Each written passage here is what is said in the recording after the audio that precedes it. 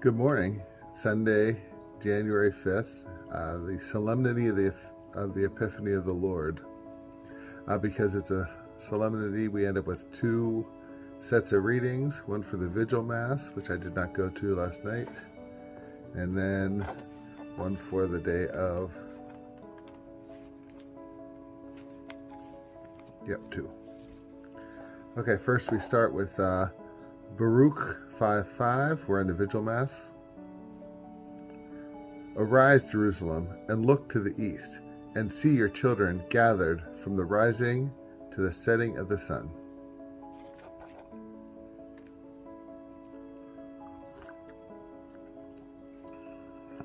The first reading, Isaiah chapter 60, verses 1 through 6. Rise up in splendor, Jerusalem. Your light has come. The glory of the Lord shines upon you. See, darkness covers the earth, and thick clouds cover the peoples. But upon you the Lord shines, and over you appears his glory. Nations shall walk by your side, and kings by your shining radiance. Raise your eyes and look about. They all gather and come to you. Your sons come from afar, and your daughters in the arms of their nurses. Then you shall be radiant at what you see. Your hearts shall throb and overflow, for the riches of the sea shall be emptied out before you. The wealth of nations shall be brought to you. Caravans of camels shall fill you.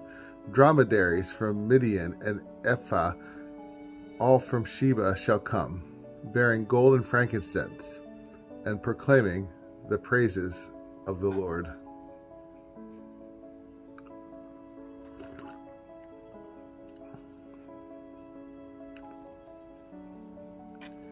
Psalm 72.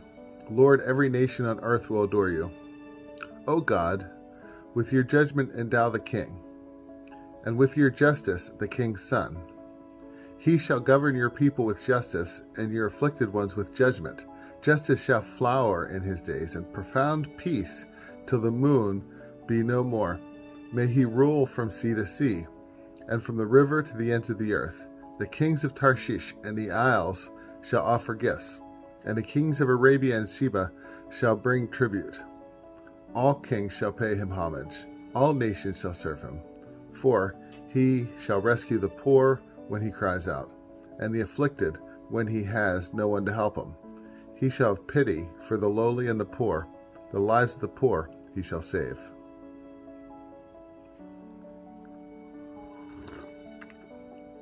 Second reading, St. Paul's letter to the Ephesians, chapter 3, 2 to 3a, 5 and 6. Brothers and sisters, you have heard of the stewardship of God's grace that was given to me for your benefit, namely, that the mystery was made known to me by revelation. It was not made known to people in other generations, as it has now been revealed to his holy apostles and prophets by the Spirit, that the Gentiles are co-heirs, members of the same body, and co-partners in the promise in Christ Jesus through the gospel.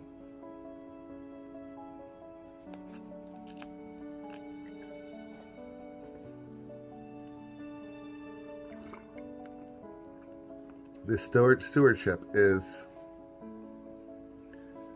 what Catholic tradition holds, that our Pope holds, right? In the seat of St. Peter, in the Cathedral of Peter and Paul, right? Because both Peter and Paul went to Rome,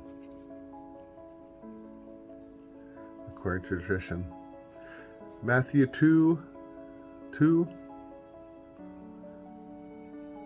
We saw his star at its rising, and have come to do him homage. That's a gospel acclamation. It actually comes right out of the gospel reading, which is up next. Matthew 2, verses 1 through 12. When Jesus was born in Bethlehem of Judea, in the days of King Herod, behold, Magi from the east arrived in Jerusalem, saying, Where is the newborn King of the Jews? We saw his star at its rising, and have come to do him homage.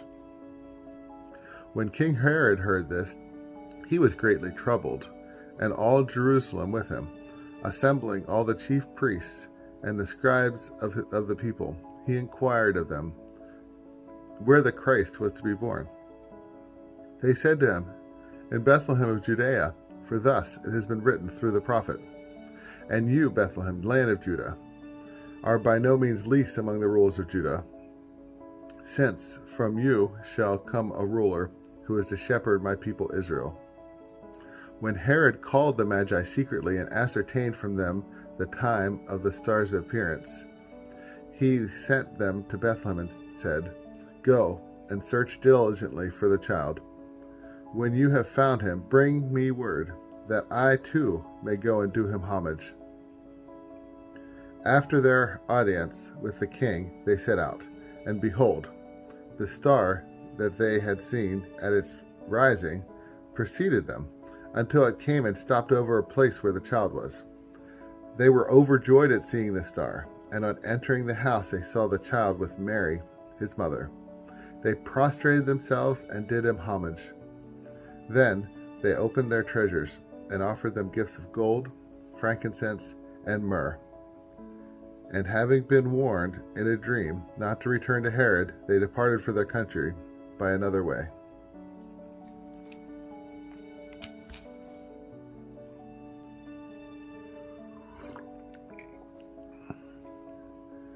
And in the communion antiphon is Revelations 21:23. The brightness of God illumined the holy city Jerusalem, and the nations will walk by its light. Boy, I love this vigil. So much about light, so much light metaphor in this. The nations shall walk by your light in Isaiah 60. All kings will pay him homage, all nations will serve him. In the Psalm, and the Gentiles are co-heirs. In the second reading, the letter from St. Paul, that's where I stand, right? Whose ancestors are in Poland and Lithuania, those countries today, right? And then the Gospel, where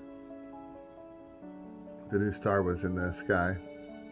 The Magi, scientists of their day, studying the stars, go and try to find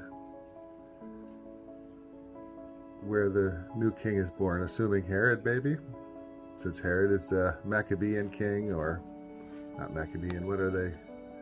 Herodians were the ancestors of the Maccabeans, at least on the mother's side, I think. You know, when the people were supposed to put their trust in the Messiah being a political ruler. But no, this is all points to something else. A ruler of not just the material